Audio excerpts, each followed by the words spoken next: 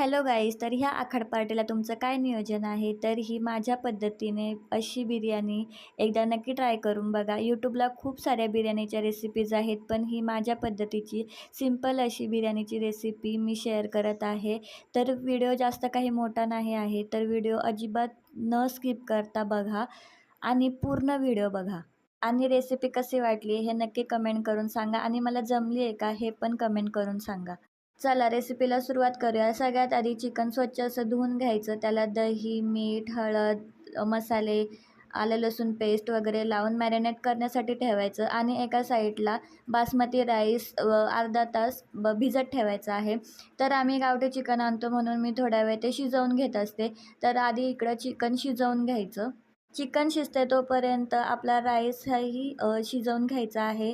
तर सिंपल असं त्याच्यामध्ये खडे मसाले वगैरे पाणी टाकून थोडं मीठ टाकून राईस शिजवून घ्यायचा आहे. तर 90% राईस शिजवून घ्यायचा.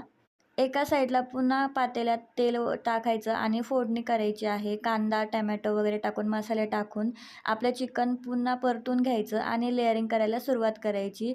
तर एक लेयर द्यायचा, त्याच्यानंतर पुन्हा भाताचा लेयर द्यायचा. लेअरिंग करून झालं की 10 मिनटे पुन्हा गॅसवर ठेवायचा आणि तयार आहे आपली बिर्याणी.